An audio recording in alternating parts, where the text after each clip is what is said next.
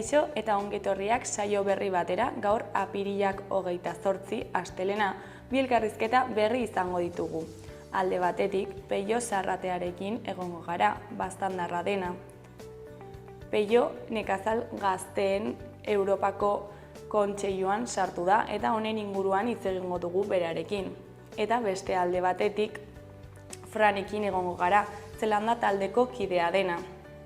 Etxarri Aranazeko taldeak diska berriak kaleratu du, azkenengo Besarkadak izenekoa, eta honen inguruan hitz egingo dugu berarekin. Baina bi elkarrizketa hauekin hasi baino lehen, goazen gure betiko edukia ikustera.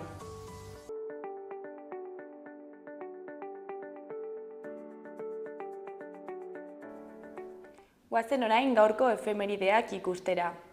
Gaurko egun batean, 1945ko apirilaren 28an, Benito Mussolini diktadore fascista exekutatu zuten partisano italiarrek. Bere erregimenaren gainberaren betean, Suizara ihesean harrapatu zuten partisano italiarren kontrol postu batean. Bere maitale Clara Petazzi eta beste 3 agintari fasistekin batera, denak diplomatiko espainiarrez mozorratuta. Urte batzuk geroago, 1977an, Rote Zora Alemaniako emakume eta lesbianek osatutako talde armatua ezagutzera eman zuten. Medikuen ganbera federalaren koloniako egoitzan bomba bat leherraraziz. Abortua zigortzen zuen lege baten aurkako ekintza izan zen. Medikuen ganberak lege horren erreformaren aurka egin baitzuen. Zelula irautzaileen barneko erakundea zen hasiera batean, baina gero bereizi egin ziren. Egun berean, baina 1988an, Gasteizko gaztetxea okupatu zuen ehunka gaztek. San Prudentzio eguneko eguerdi aldera 250 gazte inguru elkartu ziren, Farinasetik manifestazioa abiatzeko. Eta bukatzeko, 2021ko apirilaren 28an, Kolonbian erreforma fiskalaren aurkako protestak hasi ziren. Gobernuak zergak igotzea erabaki zuen, aurretik zegoen giro gatazkatsua gaitzoztuz. Poliziak eragindako gehiegikeria, hilketa, sexu abusu eta biolentzia mugagabearen ondorioz protestak gobernuaren aurkako bihurtu ziren hainbat astez.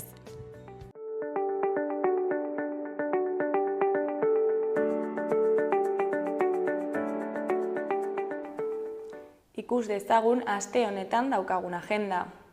Apirilaren 29an, asteartea, apirila biribila izeneko ipuin kontaketa egongo da Maitane Perezen eskutik. Ordubetez Maitane Perezek kontu berri eta liruragarriak kontatuko dizkie txikienei. Apirilean, milaka ipuin. Asteartean baita ere, arratsaldeko 7:00 egile berriendako literatur lehiaketa 2024 izeneko liburuaren aurkezpena egongo da. Parte hartzaileak aurtengo saridunak eta usuerrei aurkezlea izango dira. Literatura gazte eta berritzaileari bidea emateko antolatzen den egile berriendako literatur lehiaketaren aurtengo emaitzak aurkeztuko dira. Saritutako lanak ezagutzeko aukera izango da eta usuerreik aurkezpen dinamiko bat eskainiko du. Belaunaldi berrien sormen literarioa ezagutzeko parada paregabea izango da. Ostiralean, maiatzak 2, klandestinak zikloaren baitan, langileak ibilbidea izango da 7. saioa. Emakumeek langile mugimenduan duten parte hartzea izango du ardatz. Santiago plazatik abiatu eta teatrolarin amaituko da. Ane Diez eta Ure historialariak gidatuko du eta Maia Ansa eta Garazi San Martin Bojek egingo dute proposamen estetikoa, memoria estenikoa ikuskizunarentzin.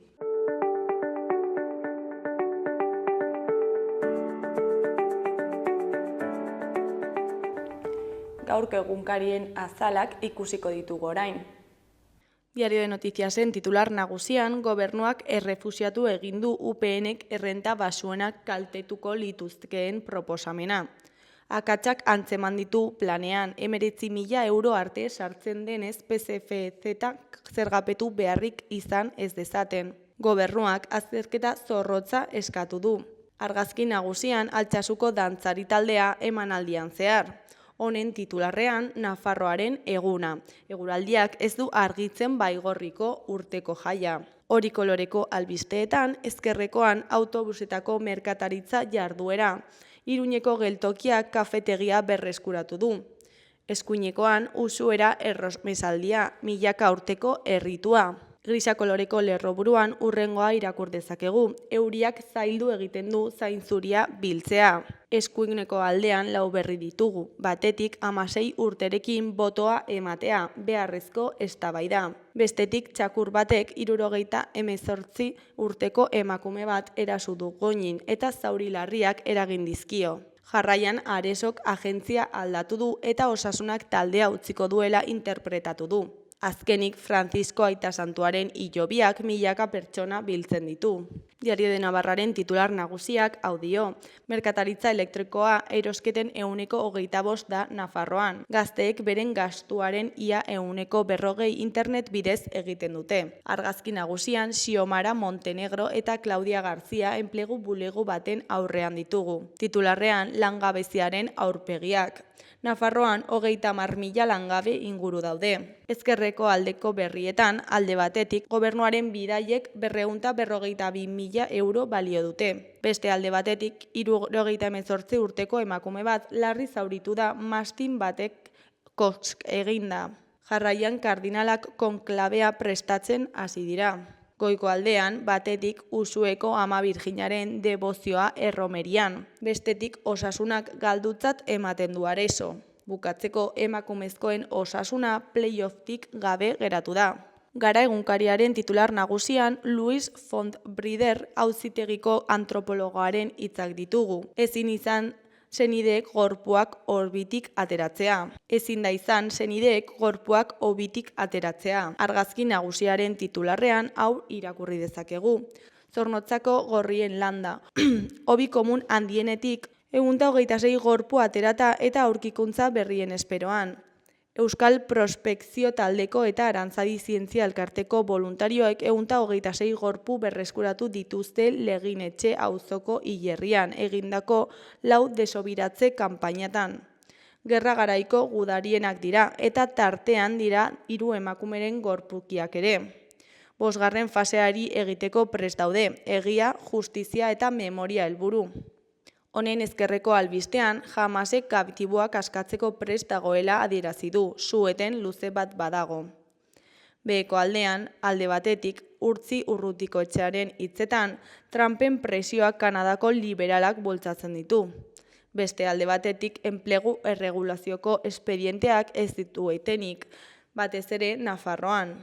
Bukatzeko, Xavier Izagaren analisia dugu, guztiaren benetako dimentsioa kontakizuna izenburuarekin.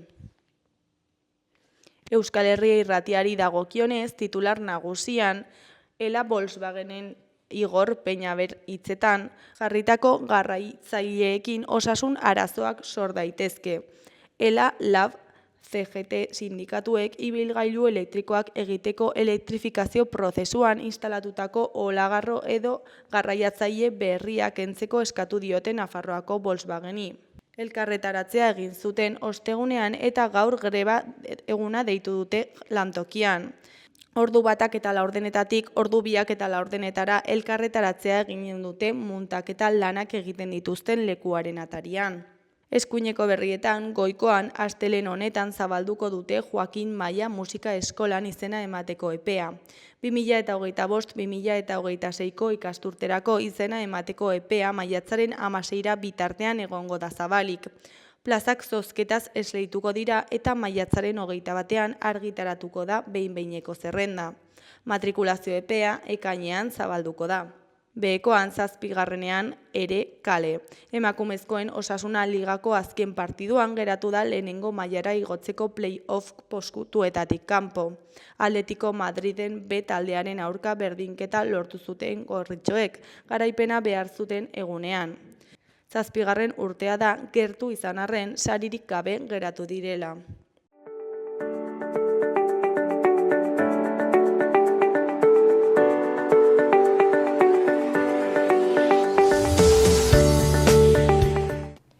Kaixo, lehen aipatu dugun bezala, orain Peio Zarratearekin gaude. Kaixo, zer moduz?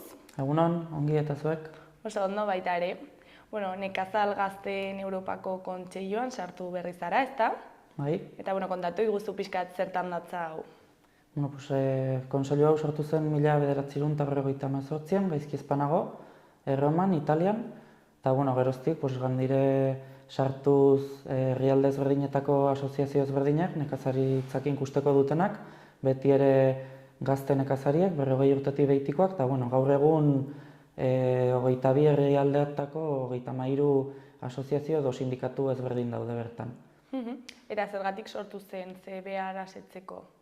Nik uste dut gaur egun pasatzen den gauz berakin, belaunaldi aldaketa hori sustatzeko eta indartzeko eta laguntzeko, nekazariek ez galtzeko, batez ere sortu izintzela denbora hortan, eta oraindik ere segitzen du eta lan desente egiten dute. Gero egia da, maila handiagokoa edo nekazari orokorren sindikatu europeoa dagola edo asoziazio europeoa dela Kopa Kojeka, baina zehan errenatzuten bezala 40 urtetik behitiko nekazari eta beltzainak biltzen gara.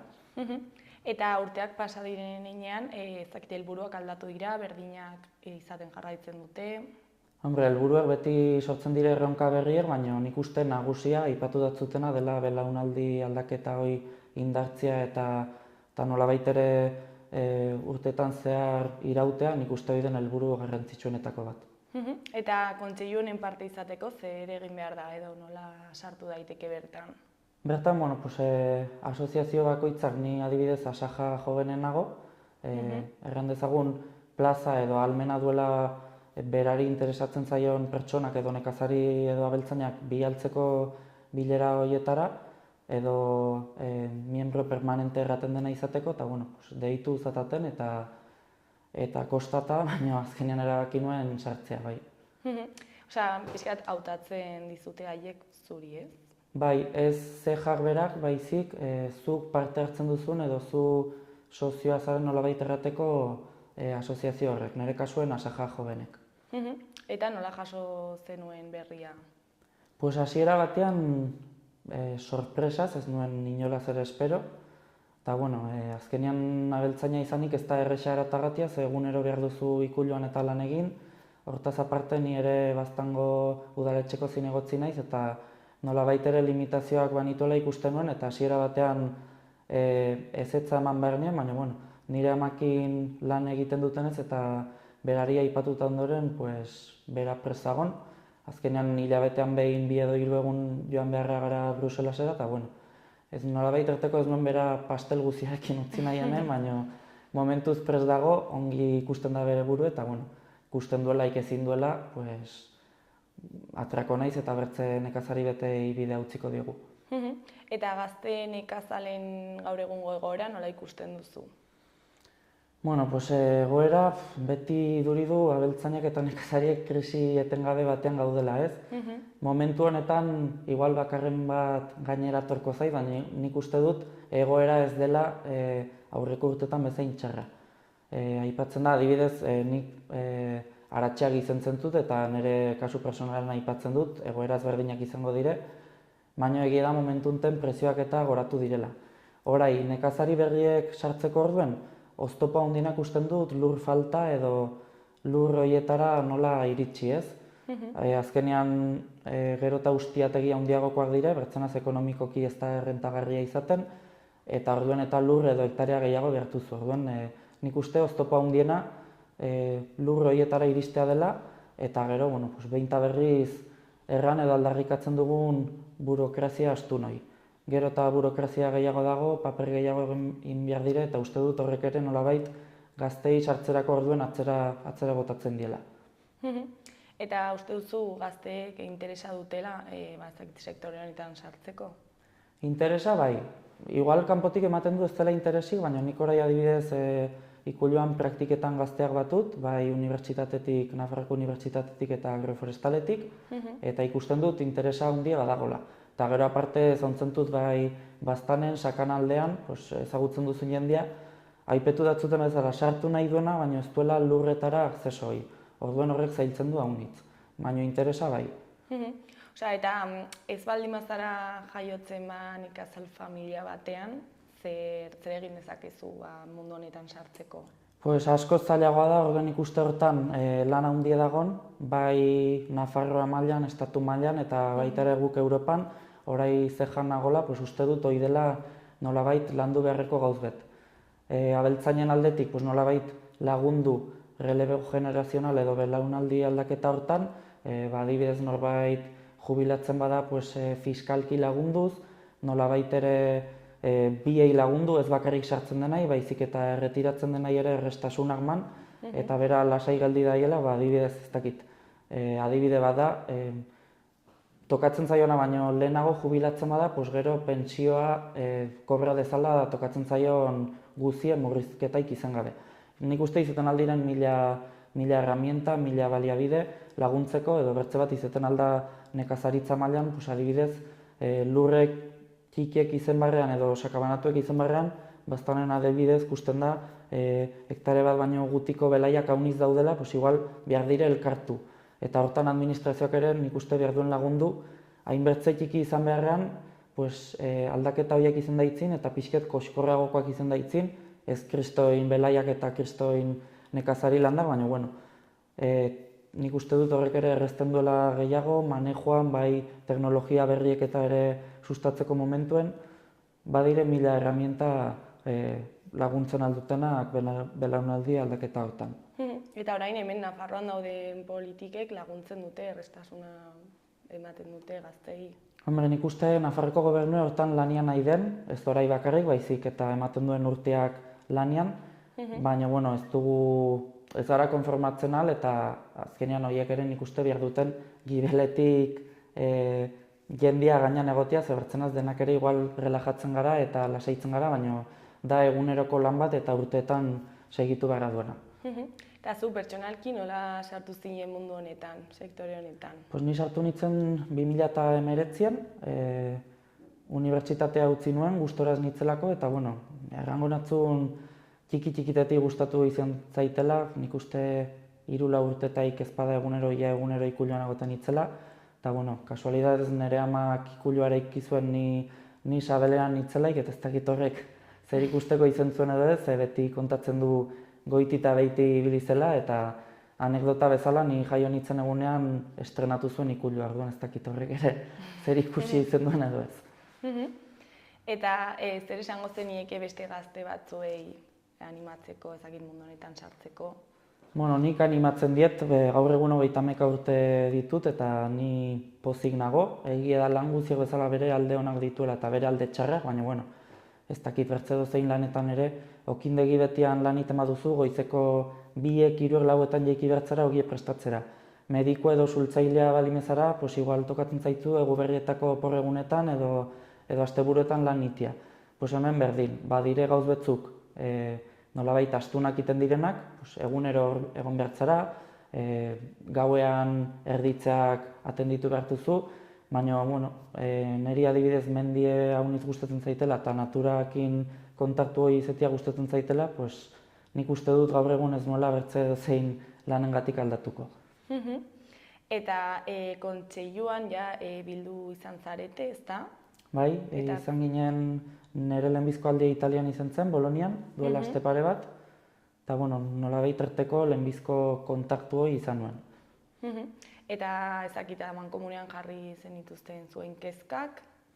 Bai, egia da, bueno, errandatzut 22 herrialdek parte hartzen dutela eta Europa mailan diferentzia edo ezberdintasun handiak badirela kezketan, gu hegoaldean gaude, ez du jauzkusteko iparraldeakin, Finlandiakin adibidez, edo bertze herrialde batzukin, bai klima aldetik, bueno, ni baztandarra naiz eta Nafarroan beran ez duk usteko jauz baztanek Nafarroko hegoaldeakin ja aldatzen da, baina adibidez ni orai momentunten gaten naiz Valentziako eta Ciudad Realgo bertze nekazari batzukin, eta bueno, ikusten dugu, pues ez duela, bai badire gauzekak aman komunean, baina badire ezberdintasun handiek ere, orduan, bueno.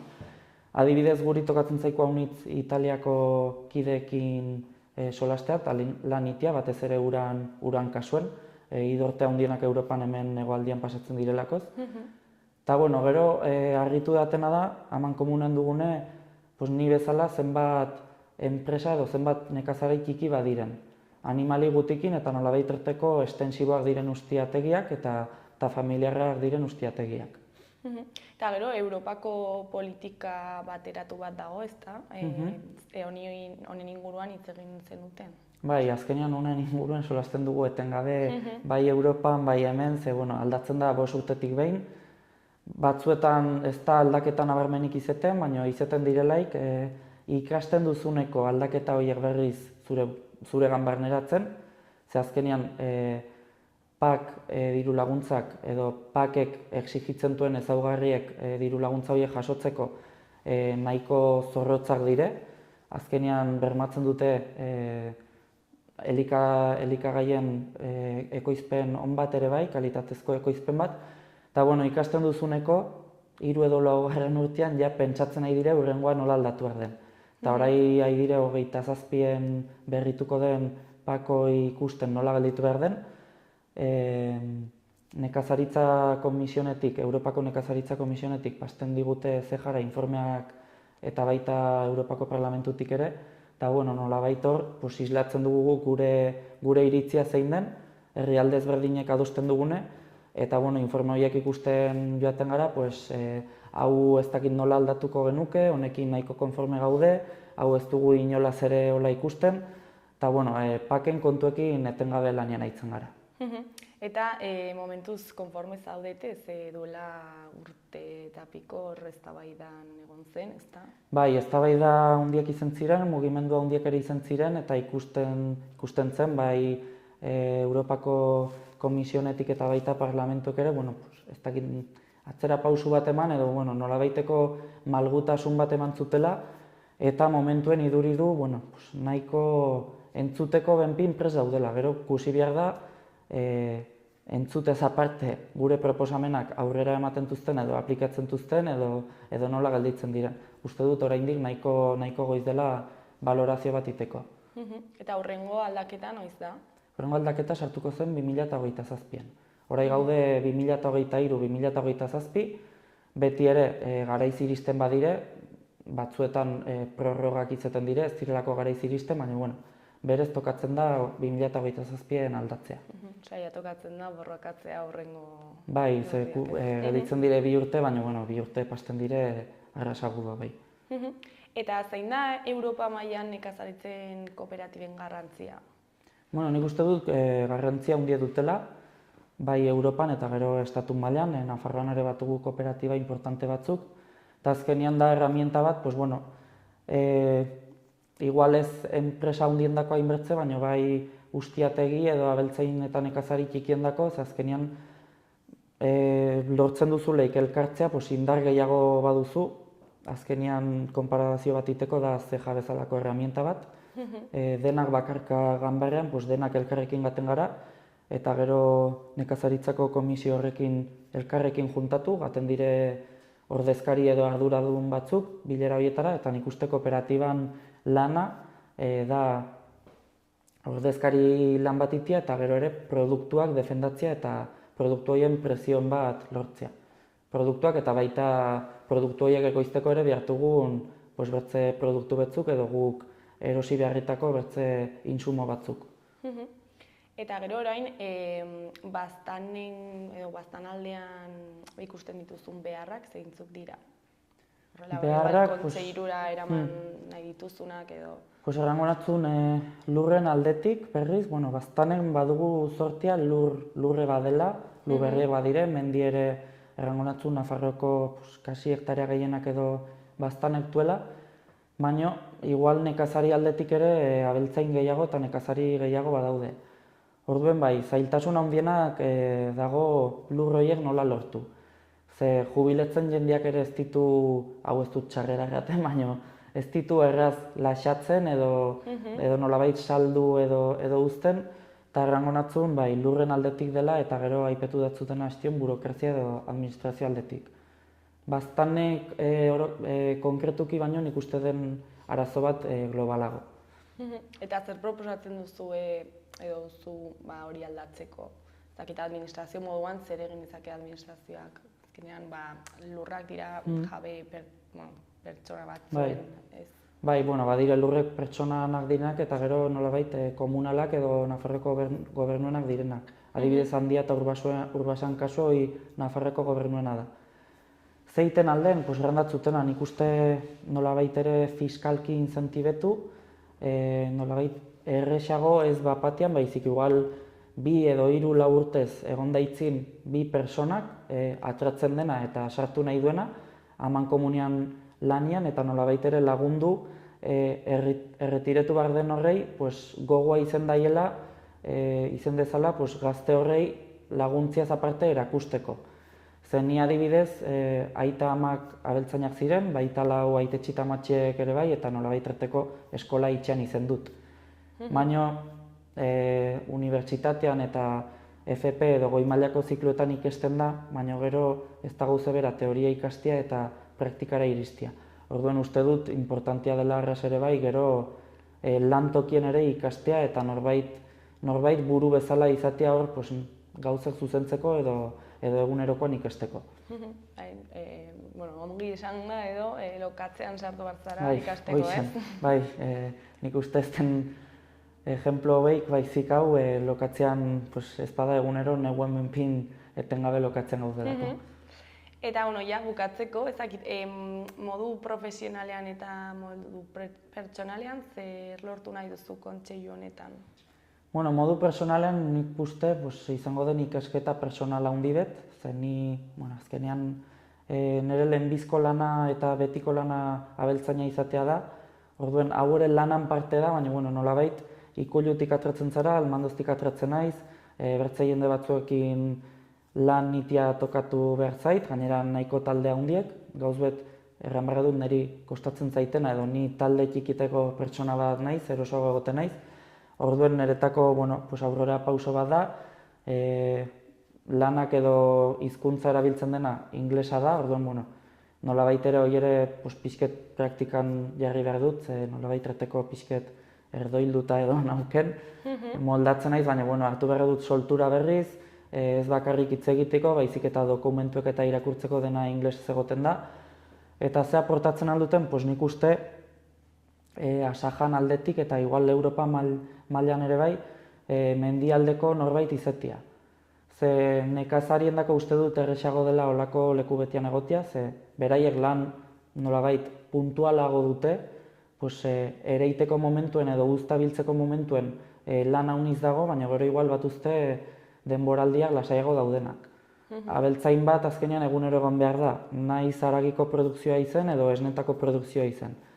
Eta iduritzen zait, uste dut Asaja mailan benpin denbora zuela ez zela abeltzainik, eta uste dut horra aportatzen aldutela, gainera erraten datzutena mendialdeko norbait, representatzen alduena estatu mailako iparralde guzie, Galiziatik hasite Kataluniaraino, eta hastion aipetu datzuten arras ezberdina da, adibidez, Nafarroko iparraldea eta hegoaldea. Eta hortan uste dut hori aportatzen aldutela, ze beharrak ere ez dire ezberdinek, eta instalatzeko momentuan ere uste dut handicap handiagokoak dugule, ze ez da berdin ikulu bat aldapar dauden lur batean eraikitzea edo zelaia den leku batean eraikitzea. Guri haize garestiago tokatzen zaiku, inbertsioak eta itia. Peio, bukatzeko, ez dakit zerbait gehiago komentatu nahi duzun, jendeari zerbait esan, edo kasu honetan gazteei? Gazteei animetu, instalatzea, badakit hasiera guziek zailak direla, baina bai animatzen aldiet, eta uste dut aldela gauzek, nolabait buruekin eta pazientziakin inez gero, uste dut gauzek iten aldirela. Eta azkenian gustatzen zaitzun lan batean balime zaude, nik pentsatzen dut, azkenian frutu horiek noizbait ere iritsiko dela, ezenez gustoko ez duzun lan batean egon baino. Eta gero Nafarreko nekazariei, hasiera batean pazientzi pixket eskatu, nik ere Bruselasen aterrizatzeko eta aberran lan hon bat itia lortzen dugun.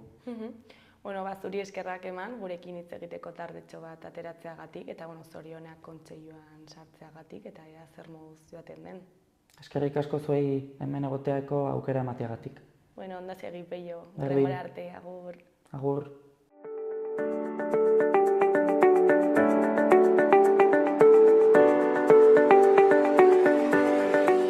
Gaurko eta biharko eguraldiaren iragarpena ikusiko dugu orain.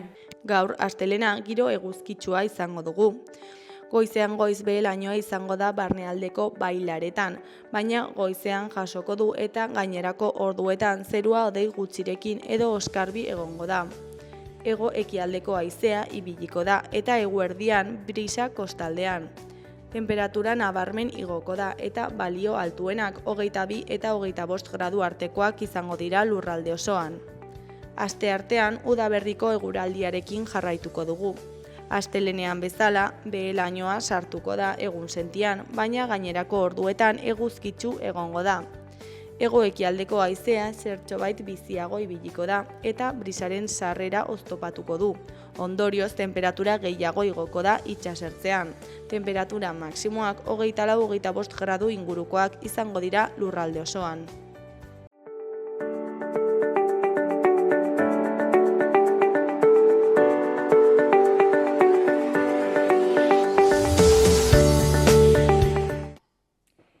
Kaixo, lehen aipatu dugun bezala, orain Zelanda taldeko Franekin gaude. Kaixo, zer moduz? Haupa, oso ondo eta zuek. Oso ondo, baita ere, mi esker. Disko berriak kaleratu duzu, ez da, bigarren diskoa dela. Bai. Eta azkenengo bezarkadak izena dauka disko honek. Bai. Eta, ondo iruditzen baldin bazaizu, diskoarekin sartu baino lehen, igual komentatuko dugu pixka taldearen inguruan, noiz sortu zen, nola, kontatu guzu pixka bat. Bai, taldea sortu zen, gutxi gora bera 2020 urtien, hor hasi ginen ja ensaiotxo batzuk eiken, pixkat planteatzen, aber ze izan zaiteken proiektu hau, burua jaten, elkarri. Pixkat esianen rautxetatik, esian amaitu zen, hortxe, 2019-2020, pandemiako urte hori bakizu dira pixkat raruek ez, eta niri behintzat kostatzen zai definitzi ze gertatu zen urte bakoitzien, baina esian hortxe amaitu zen, Santana aretoen eman ginen azkeneko kontzertua, eta nik ja argi neukan, nik ja buruan neukan, proiektu berri bat, eta kantu berriak, eta garbi neukan jarraitu nahi nuela gauzak egiten, ez? Orduan, hortxe ja 2021 atera ginen lehenengo diska, Zelanda izena zeukana. Hasi ginen ja kontzertu batzuk egiten, aurkezpen kontzertu batzuk, eta onarte, tontamente pasa 4 urte eta ja bigarren diska, hainbat kontzertu, pozik. Eta ze ideiarekin sortu zenuten taldea? Egia esan, ez nakan helburu garbi bat, ez? Jende asko galdetzen zite, baina ze nahi dezu honekin, ez? Eta esaten, ez dut bereziki ezer nahi, kontua da, dazkatela kantu batzuk, eta gorputzak eskatzen ditela oraindik kantu berriak sortzie, sortu juten hauei gorputza ematie, lokalera eramatie, grabatzie, kontzertu batzuk ematie, gorputzak eta buruak eskatzen ditau. Ez dakit nora joango dan, igual ez doa inora, igual ez kontzertu bakar bat ere ematen, edo igual doa oso ondo, eta apurtxo bat berdin zitzaidan. Nentorren leku batetik non lortu genitun gauza asko, kontzertu pilo bat hemen genitun, ez dakit, diska pilo bat, jende pilo bat atzetik. Nentorren hortik eta ez nakan horren behar berezirik. Nakan beharra zan gehiago barruko behar bat, ez? Ariman behar bat esan dezagun, ez? Pixkat, asetzeko kantugintza hori eta barruan neukan hori ateratzeko, grabatzeko, jotzeko, pixkat hori zan. Helburu garbirik ez. Osea, esiaren garai hori edo etapa hori bukatu zen, baina musikarekin jarraitzeko modu bat izan da, ez? Bai, hori da.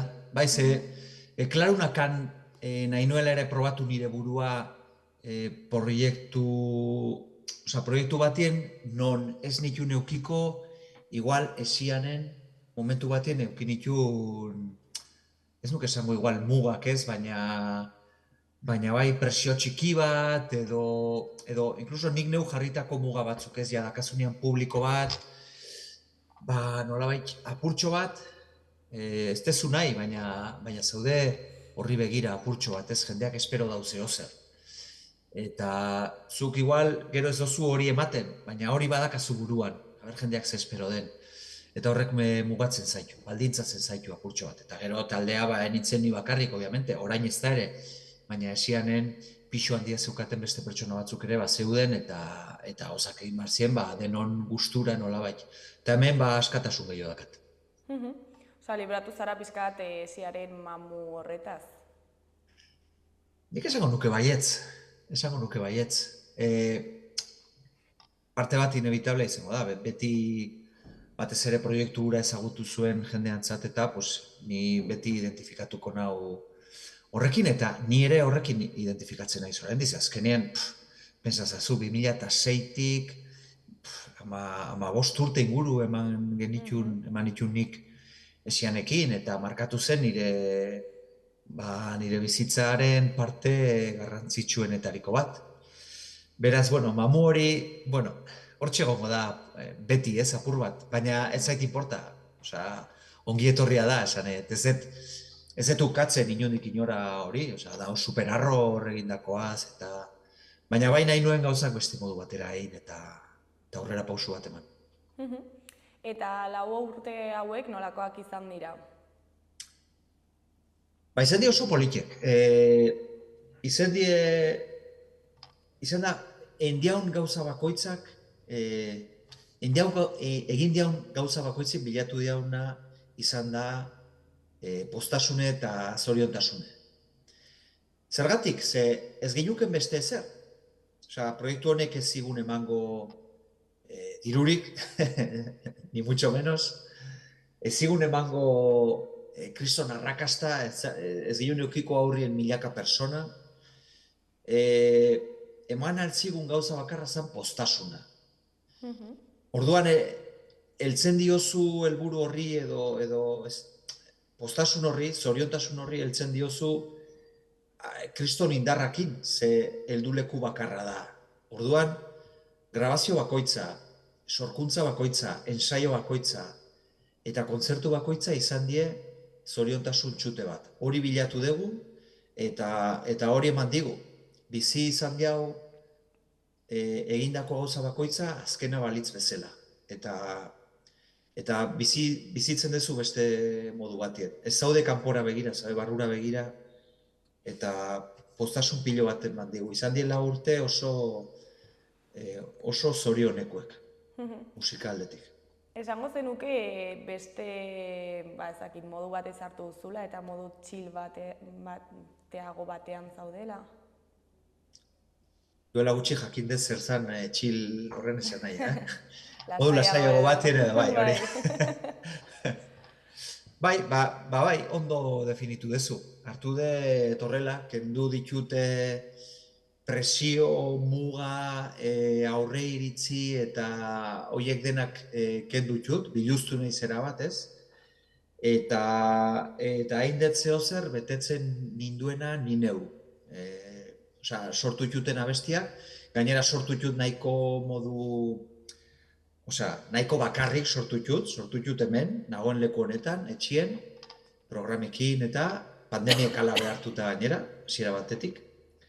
Eta hain niri gustatzen zitzaizkidan gauzak eta niri gustatzen zitzaizkidan modura, eta bost axola dena. Egin dut nahi izan nuena, nahi izan deten erritmora, horretik pixkat esaten zinuna ondo esan dezu ez, lasai eta inongo presio gabe eta oso poliki izan da. Alderatuta batez ere aurreko erritmoakin, hau oso ezberdina izan da. Eta emaitza niretzat asko zoie. Eta patxada horretatik ateratzen diren abestiak, ez dakit beste norabide bat dutela, esango zenuke? Hombre, abestiek beste zentzu badakabiak, alderatzen badet aurreko etapakin. Baina ez dakit esaten dan, patxadatik sortu dielako, edo ni neu beste momentu batien nagolako, beste musika bat entzuten detelako, ez dakatelako nolabaiteko presio hori esatean, eske hau zian da eta hau izan bar daula edo. Ez dakit esaten zergatik, baina emaitza ezberdina izan da. Ziur nau, patxada horrek eragin duela. Baina nik uste batez ere izan dela ni neu nagola beste momentu batien aspektu guzitan. Eta beste musika bat entzuten, eta beste gauza batzun bila. Eta ze estilo jorratzen du taldeak? Batez ere, ni ez naiz musikari bat super profesionala eta super talentosoa inondik inora. Nik entzuten deten musika eta beti entzun izan detena mugitzen da rockan inguruan. Hor bai espektro zabal batien, baina rocka izan da beti. Gustatzen zait heavy metala, gustatzen zait punk rocka, gustatzen zait pop rocka. Entzun dut eska zehozer, naiz eta ez da nire rolloa ez. Baina pixka mugitzen da dena hortik. Eta proiektu hau ere pop rockan mundutik mugitzen da. Osea, pop rock melodikoa, esango nuke nahiko simplea egitura aldetik eta bueno, ikutu txiki elektroniko batzuk ere sartu izkiogu abesti batzutan, batez ere inauti esker, nik ez dakat ideiarik ere, hauza horiek nola egiten dien, ni naiz desotak abai rei, orduan horti da, pop rock lasai xeagoa igual aurrekoa baina bueno, badaude abesti mugituak eta potenteak baita ere. Eta 4 urte hauetan aldaketak egon dira, bilakaera bat ikusten duzue? Musikalki ez nuke esango bilakaera oso nabarmen bat egondanik, ze bi diska ateratxugu, baina realmente diska hauetan aurkitzen dien 16 abestiak, 8 eta 8, gehienak sortu ziren momentu berdinen, eta izen zen pandemia garai hori, non derrepente nik neunakan denbora pilo bat, eta eskenian nion denbora pilo bat musikariz, etxean egon barginen sartuta, eta hor sortu nituen abesti pilo bat. Egia da, bigarren diska hontako abesti batzuk, sortu nitula propio bigarren diska hontako. Sortu nitula igual duela urte bat edo bi. Baina gehienak sortu zien momentu berdin hortan, eta ez duke esango egondanik halako bilakaera garbi bat.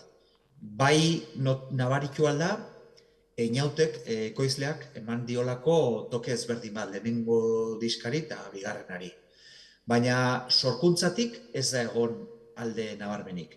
Talde barruan ordea bai, taldea hasi genuen hirukote bezala, Bastida nahi arrebak eta ni neu, hanek utzi behar izan zuen, beste baixu jole bat sartu zen, Xabiseko, hori baino lehen sartu zen berehala Lander teklatutan, sartu zen Iker gitarratan, gero Ikerrek utzi behar izan zuen baita, sartu zen Mikel, hor gora berak bai egon die. Baina ez nuke esango ez dara, ezken 4 urte ez da, askorik ez da. Eta orain pandemia komentatu duzula, esango zenuke ezakit pandemiak izan zuela eragina zure musika ikusteko moduan edo? Nik uste pandemiak eragin zigula pilo bat orokorrien denei. Ematen dau ja pasadala mende bat, pasadala pilo bat eta atzean utzi daula. Baina nik uste denoi eragin zigula pilo bat pandemiak orokorrean. Ez dakit esaten niri eragin ziten modu hontan eta musikan nabaritzen da hontan. Ez dakit esaten, baina ziur nago eragin bat izan zuela. Eta esaten dudanien igual Zelandakin sortu dudan musika izan dela gehiago barrura begira, sortu nuen momentu batien non denak geunden oso barrura begira, ez zegoelako momentu konkretu batzutan, ez zegoelako kalerik, ez zegoen kanporik debekatuta geneukan esparru bat zan, momentu batean. Baten dau surrealista, esate, baina horrela izan zan. Orduan, horrek bai lagundu zuen barru prozesu hori indartzen igual. Hori bai pensatzen dez. Ezke geunden etxean sartuta. Ni neu eta nire bikoteare, gominen gaixori gainera nahiko luze eta horrek oraindik eta gehiago sartu zigun eta itxi zigun etxean. Eta publikoaren aldetik, ez dakit aldaketa bat egon da, ze publiko mota duzue? Nik uste esianen publikoaren zati bat bai batu dala, Zelandara, baina ez nuke esango gehiengoa batu danik. Esango nuke orain dakagun publikoa dela pixkat publiko helduago bat. Pixkat akordeago edo koherenteago egiten degunakin, eta gu geu garenakin. Esianek zakan publiko bat, esan dezagun gaztetxoa, mantendu zuen igual, esianen hasiera jaso zuen publiko hori, zela, gutxi gora bera gure adinekoa, gaur egun 30-40 urte arteko jendea, ez? Baina normalean zen publiko gaztea. 5-25 urte arteko publikoa izaten zen. Eta nik esango nuke orain Zelandak dakan publikoa dela helduagoa. Ez, pixkat gure adinekoa, eta horrek ere pozten hau, zen nabil egiten gauza bat, a grosso modo esan da, nire heldutasun maila daukan jendeantzat. Ez dut esaten heldutasun maila altua edo txikia da, baina gutxi gora era nire munduan mugitzen den jendeantzat. Pesatzen dut, beti pesatzen nuen idazle batean, ez? Idazle batek idazten badau liburu bat, pesatuta dakana helduentzat izatea, eta norbaitek esaten badio, bere 10 urteko seme-alabek irakurtzen dutela oso gustora, igual ez da asko postuko esako da, a ver. Osa, no me jodas, nik ez dut egiten aur literatura, ez? Ez dakala ezer txarrik, baina da beste zehozer. Beste hizkuntza bat, beste hitz batzuk, beste lexiko bat, musikakin pixkat pasatzen da berdina. Eta niri posten hau, jakitie, nire 18 urteko hilobari ez diola askorik esaten. Benetan esate dizut posten hau, ze, bueno, ez dut egin ez dara pensatzen jende gazteangan. Pensatuen nigan. Eta nigan pensatu badet, eta musika hau entzuten badau, ni bezalako edo nire adineko jendiek, ez nago oso deskolokatuta. Orduan, sortu zenuenean taldea, pentsatzen zenuen ja publiko konkretu batean? Ez da pensatzen nuenik ez, baina gero ikusi dudanak, apurtxo bat bai postu nahu esan dut, bueno, zehozer aurreratu dut, musikaldetik ere zehozer hasi naiz, ez, heldutu naiz nola baita esateko, ez, gaztera esaten da, emadurau, pixkat, ez, ze jaso dudan feedbacka eta dakagun publikoa helduagoa da, hasiagoa da, beste musika estilo batzuk gustatzen zaizkio, eta horrek bai bete ninduen asko, ez? Jaso genituenean lehenengo feedbackak eta ikusi genuen lehenengo publikoak eta zeintzuk ziren, eta horrek bai poztu ninduen, eta bai izan zen nola bai modu bat esateko, jo, Fran, ondo, egin dezuna ondo dau. Bai. Eta, bueno, disko berria aurkeztera zatoz, ez? Eta ze disko da hau, noiz sortu zen, eta pixkat, ze kontatzen duzu disko honetan. Bai, pixkat esan dudana, ez? Diska honen abesti gehienak, mentxe dakat. A ber, agiakin ikusten da ondo. Hortxe. Abesti gehienak sortu nituen pandemia garaian. Baina badaude hemen 3-4 abesti sortu nituenak duela pare bat urte edo. Hartu nuen beste lako momentu bat niretzat, nire semea auki baino lehen, porque bestela ja da ezinezkoe, niretzat daintzat zen ezinezkoe ja. Eta hor sortu nituen beste kantu batzuk. Eta bueno, da diska bat oso borobile, dazkana kantu oso borobilek, oso simpliek, estribillo handiak izaten txubie, nire kantuek normalien, konponketa nahiko modernuek eta, baina beti rock oinarri batetik ateratakoek, oso melodikoa izaten da, ahotsei eman diegu garrantzi gehiago igual bigarren diska hontan, sartu da Maria Ereña, ahotsetan, eta horrek eman do kolore bat oso berezile, oso politxe, bigarren diska honi, konparatzen badio lehenengoakin. Eta da pixkat diska bat, argiago, portadak berak pixkat esaten duen, irudikatzen duen bezala, txuri beltza ere, baina lehenengo diska zan beltz-beltza adibidez, hau txuriagoa da, pixkat argiagoa da, eta mezuak agian ere, apurtxo bat argiagoak dira lehenengo diskakin alderatuta. Naiz eta nire iluntasunetik ezin naizera aldendu, inevitablea da. Eta portadaren argazkia edo marrazkia zer da? Hau egin zuen Argine Berastegik, diseinatzaileak, arbizuar diseinatzaileak. Eta, bueno, nik uste dela diseinu bat nahiko minimalista, eta oso artistiko, ez da, ematen dago pixkat alako pintzelada batzuk emain zaizkiola hor lienzo bati, eta pixkat koherentea guk geuk reibindikatzen degunakin dala egiten deguna dala artea, arte mota bat, ez dala produktu soil bat, eta ez degula egiten saltzeko. Ze artea da soilik barrura begira eiken danien, kanpora begira eiken danien, kapitalismoan produktua da, produktu bat, utxutxik ez da artea.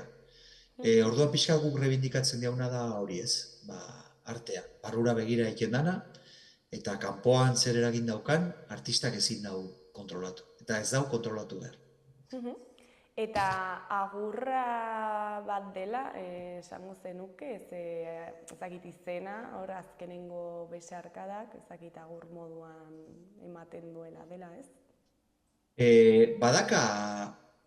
Badaka zentzu hori apurtxo bat, baina gehiago pixkat eman nahi nuen mezua azkenengo besarkadak abestiakin, letra horrekin, eta gero diskari ere izen hori eman da, zan bizitu behar dela momentu bakoitza eta proiektu bakoitza azkena balitz bezala.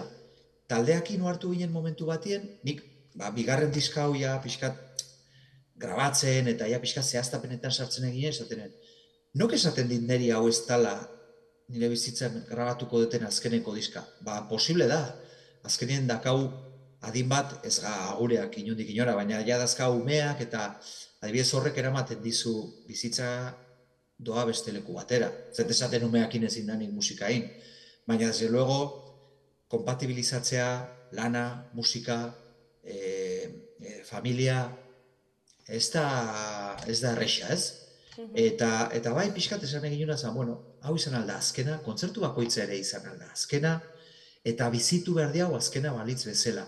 Eta ni naiz persona bat oso besarkada zalia, eta gogoan dazkat askotan persona konkretu batzuei emandako azkeneko besarkadak. Eta batzuk ze bereziak izan zien, konstiente nintzelako azkenak ziela edo izan arziela, eta beste batzuk nintzela konstiente azkena ziela eta azkenak izan zien. Baina, beti gordetzen ditut memorian zeirutzen zei kontzeptu bat oso berezia besarkadana, ez? Orduan, pixkat hortik doa. Izan alda azkeneko diska nik neuk sortzen detena? Izan alda. Dakagun urrengo kontzertua izan alda nire bizitzan ematen deten azkena? Izan alda. Ez esaten nuen, duela gutxi jo genuen nire herrian. Jo dugu nire bi herritan, Etxarrin eta Lemoan. Ni Etxarrira naiz, jaiotzaz, eta bizitza oso emandetan, baina orain Lemoan bizi naiz Bizkaian. Jo dugu bi herri hauetan. Nok esaten dit ez danik azkeneko aldia jotzen detela nire herrian, Etxarrin, hainbeste aldiz jo detena eta hainbeste aldiz aguantatu nahuena, ez? Musikari bezala ere. Musikari bezala eta parrandazale bezala eta hainbat aspektutan, ez? Baina, igual, azkeneko aldia izan zen hori. Posible da, posible da. Ez da, inork ez digu bermatzen hemen, eukigoitugu nire 50 kontzertu datorren urtean, ni mucho menos. Musikan panorama oso ilune eta oso komplexua da talde txiki ertainentzat, orduan. Talde txikientzat, txiki ertainentzat, musika da panorama Euskal Herrian da oso ondo handientzat, besteontzat ez oso ondo. Eta hau izango litzateke bazakit diskaren filosofia edo helarazi nahi duzun mezua? Bai, exactamente. Bizitu behar dela momentu bakoitza azkena balitz bezala, ze hori da modu bakarra benetan gozatzeko momentu hortaz. Pensatzen diago hemen egongo gala eternamente, eta ez da hola, eta bizitu behar diau, momentu bakoitza eta ekintza bakoitza azkena balitz bezala. Gainera, pensatzen den aspektu guzitan, balin bakau afari bat lagunekin, saiatu zaitez afari hortara joaten azkena balitz bezala, ze auskalo bizitzak buelta asko maten ju, ez dakizu noiz amaituko dan, eta izan alda azkena. Bai, egia da. Eta gainera batzutan bizitzen gara horrela korrika eta presaka, eta ez gara galditzen, ez dakit pentsatzera, ez? Ez gara konsiente non gauden, zertan gauden, eta ze zorionekoak gan momentu askotan, adibidez. Eta Pensatu azkena dela. bira egingo duzue kontzertu honek, disko berri honekin? Baitu, hasi dugu, aurkezpen biratxo bat, esan bezala, eukitugu kontzertu pare bat, Etxarrin eta Lemoan, kulturetxetan. Dakauko beste kontzertu bat maiatzan, oraindik ez jauna iragarri, eta ez dakau ezer gehiago. Ez dakau ezer gehiago, eta ez teulako nahi. Saiatu gara pixka leku ezberdinak ikutzen, baina edo ez da posible daudelako ja beteta, leku asko, asteburu guziak ja totalmente okupatuta, edo garestiak die, ze gaur egun leku askotan jotzeko ordaindu hartuzu 500.000 euro artien, exageratu gabe, eta hori bakarrik aretoa alokatzeko, Pero ja, zuk zeudazkazun gastuak teknikarietan eta gizarte segurantza eta hori beste gauza bada. Orduan garesti da, eta zuzenean igual deskartatu behar genuen.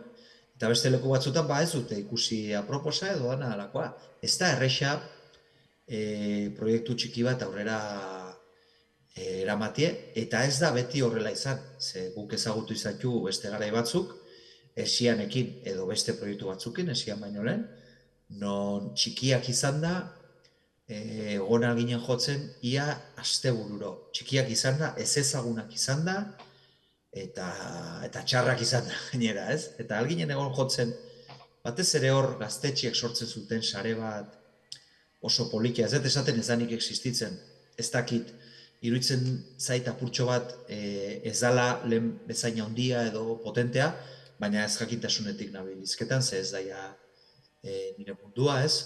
Baina uste hori horrek eragin apurtxo bat izan duela, eta gero badena garestitu dela, eta musika elitizatu dela pixkat, eta batzuentzat bai aukera pilo bat, eta euskal talde batzuk ekin nahi die gauzak, inok historian etxunak egin euskal musikan, ez? Osa, heldu dira kuota batzutara, eta publiko batera eta maila batera ikaragarria, hori bai. Baina aldea, handietatik txikietara da ikaragarria, eta bueno, gu gehu, talde txiki ertain bat, esan, badaka gure publikotxoa, eta badazka gure gauzak, eta kontzerturik ez dakau, apenas. Eta zer uste duzu aldatu dela, ez dakit, espazio horiek ja ez sortzeko? Honelko ginen hitz egiten luze, hori buruz, Ikustet Euskal Herria bera asko aldatu dela azken 10-20 urtetan, lehendabizi politikoki aldatu zen asko, eta iruditzen zait, aldaketa politiko horrek ekarri zitula, eragin zitula beste aldaketa batzuk. Ze Euskal Herrie, kultura mailan baita ere, hainbat aspektuta, baina kultura baita ere zan alako burbuja bat. Onerako eta txarrerako, baina bazan alako burbuja bat.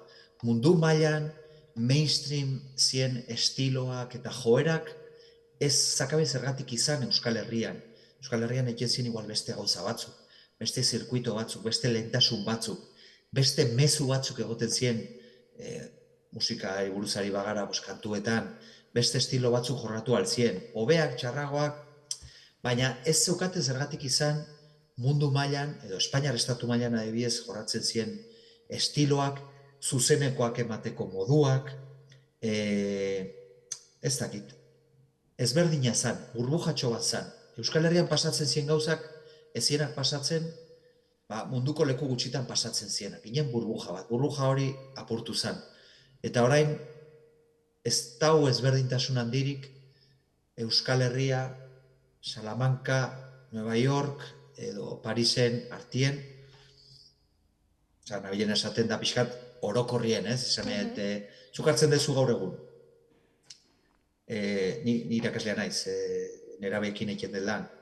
Eta ziur nau, sartzen naizela nire gela batien, eta sartzen naizela gela batien Madriden, eta itxura, adibidez gaztiena, ez da izango oso ezberdina. Honek ez daka zergatik izan txarra, ez nabil esaten hau txarra danik. Baina Euskal Herria zan burbuja bat, eta burbuja hori, pum, esplotatu da, apurtu da. Eta sartu gara mundu globalizatu horretan, eta ekitugun gauzak die, mundu mailan eiken dien gauzak. Eta guk dakau, Espainiak daka bere nola da, Movistar estadio hori edo kontzertuak emateko leku hori, eta guk ja dakau BBK. Espainia daka Aitana eta nola da, Zetangana eta ez dakiz zer, eta guk dakau, pues hau eta hau, ez? Jarraitzen diau eta jarraitu nahi dugu eredu horiek, ez dakiz zer puntutaraino konsienteki edo ez, baina gaude hortxe, hori egiten diau, eta gero eta gehiago nik uste hortik joango gala. Ezberdinak ginen eta ja ez gain ezberdinak. Eta uste duzu sare sozialen eragina, ezakit zerbait zerikusia izan duela? Zalantza gabe sare sozialek kriston eragina izan debie. Eta gainera pixkat kointziditzen da, sare sozialen boomak eta Euskal Herrian emandako aldaketa politikoek baso menos kointziditzen debie. Nik gogoen dakat esianekin hasi ginen, sare sozialak, zeuden MySpace, Fotolog eta alako batzu, baina ezan inondik inora booma oraindik, booma etorri izan Facebookakin eta alakoekin, ez da? Eta izen zen pixka tortik, 2021 mendeko lehenengo hamarkadan bukaeran gutxi gora bera, eta bigarren hamarkadan hasieran gutxi gora bera hortik izen zen. Eta karo, sare sozialek eragina izan dute globalizazio horretan, mundua bera eta munduko kulturak, bizi estiloak, musika estiloak, estilo artistikoak berdintzera, ez? Ze denek eukialtugun oraintxe bertan erreferente oso antzekoak. Nik duela gutxi entzun diet euskal artista batzuei esaten zeintzuk dien euran erreferentik eta flipatu dut. Iruditzen zaizeo zer impensable duela 20 urte, eta sare sozialeko kriston kaltea indebi, eta hemen bai izango nuke kaltea indebila, ze gauza txikiak desagertu die, eta gauza handiak inoiz baino handiagoak die, eta hori ez da ona. Eta, bueno, esan duzun bezala, aritu genezake honen inguruan luze, baina pizkat zuen etorkizunari begira, ez dakit proiektu berriak dituzue, ez? Ez dakagu ideiarik ere, dakagu kontzertu bat maiatzen, dazkagu elkarrizketa batzuk, oraingoa bezala, eta ez dakagu ezer gehiago eta ez dakagu buruan ezer gehiago. Betu, taldekide batek duela 2 egun, eukidau bigarren seme bat. Galdetzen badiozu berari izango dizu, zelanda zer da hori, ez?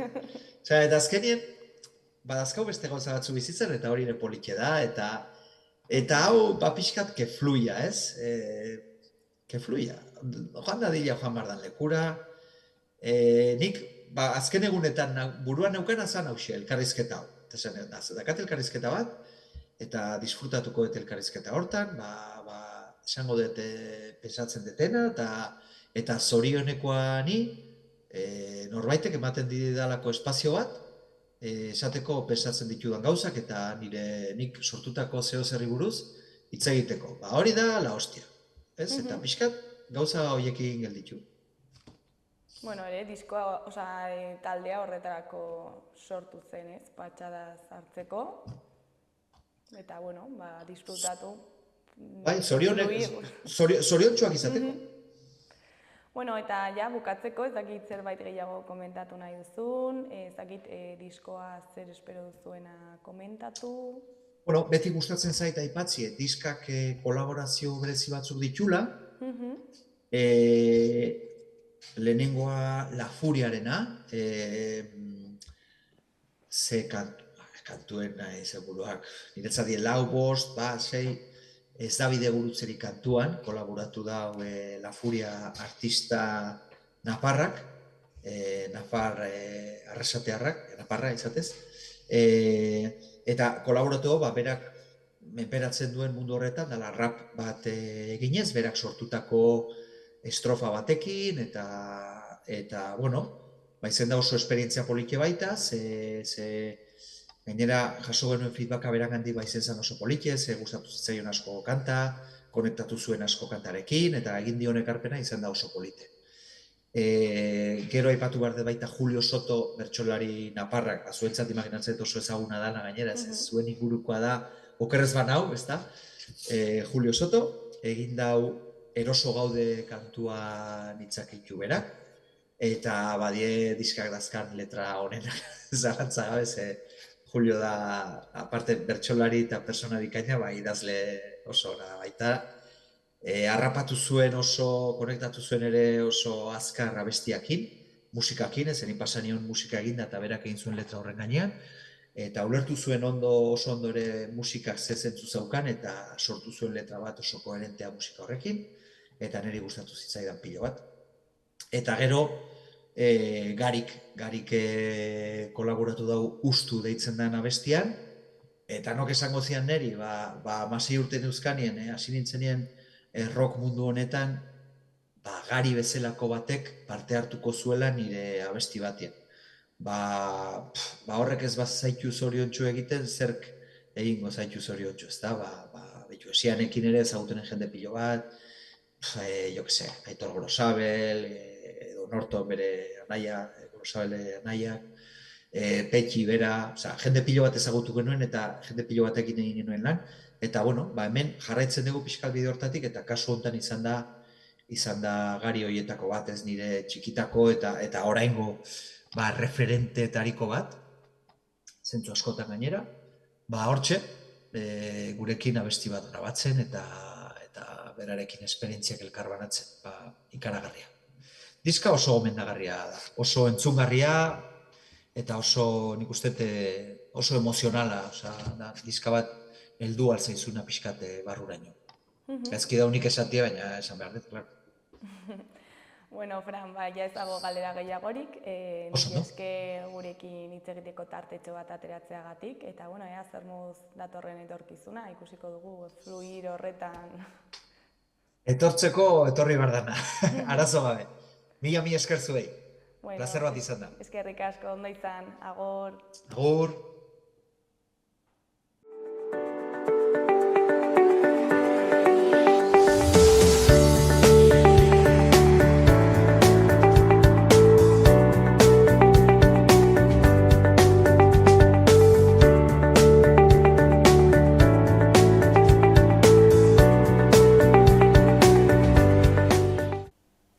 Gaurkoz hau izan da dena, bihar asteartean itzuliko gara eduki eta elkarrizketa berriekin. Mila esker zuen arretagatik. Arratsalde ona pasa, agur.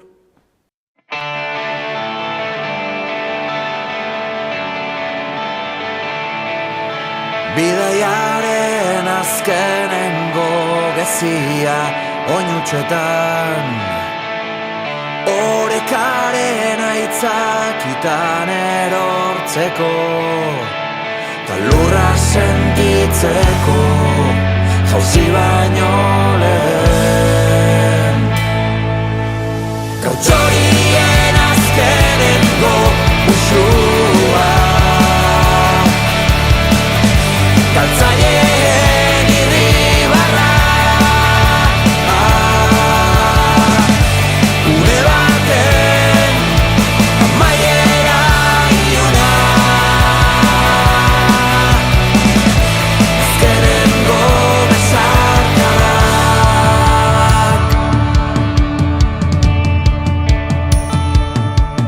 Orainari bizkarretik helduta presagabe,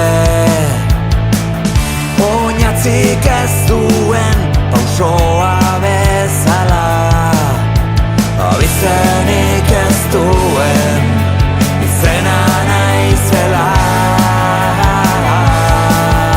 Gautxorien azkenengo musua, galtzaileen irribarra, une baten amaiera